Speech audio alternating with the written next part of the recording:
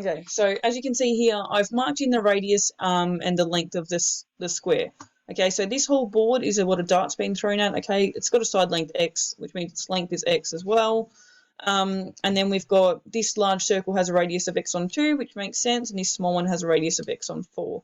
So finding the area of these, okay, should be fairly straightforward. All right, so the area of a square, so I'll just mark them as AI, II, and triple I. Okay, so we know that the area of a square is length times width, so that's just going to be x squared. Okay, what's the area of a circle? Its area equals pi r squared. Okay, so we know the area of this circle, all right, is going to be pi times, and it's going to be x on 2 all squared, which we know will be x squared on 4. Okay, so you end up with x squared with pi on 4. Okay, following those same principles, you can see that the area of the smaller circle is going to be, this is going to be x on 4 squared. Okay, so we're going to end up with pi x squared on 16. All right, so that bit was that's setting it all up for you. So moving on to part B, okay, we find the probability that it'll land inside the small outcome. So again, probability, we want favourable outcomes over total outcomes. Okay, so our favourable outcome is it landing inside the small circle. So that's the whole area of the small circle, which is pi r squared, so pi x squared over 16, okay, divided by, so we're going to go pi x squared,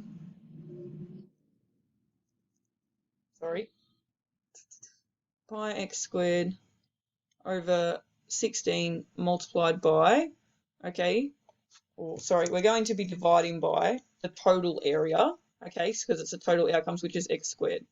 Okay, we know that when we're doing fractions like this, okay, this is pi x squared, so we change this to a multiplier, and we flip this, so we end up with 1 on x squared. All right, you can then see that these x squared can be cancelled, and we're just left with pi on 16. Okay, going forth to the second part, so we're looking at BII now. All right, so we want the area of the white region. Okay, we want to know if it's going to land on this white bit here. So I need to actually get this. So I need to do the area of the white circle minus the area of the red circle. Okay, so I'm going to have pi x squared on 4 minus pi x squared on 16. Okay, so you end up with 4 pi x squared on 16 minus pi x squared on 16. And you can see we are left, all right, we're left with 3 pi x squared on 16, okay, because they are like terms. Then we go to III. Okay, exact same principles here, guys. So we're looking at in the outer shaded region, okay, so you're looking at this outer bit here.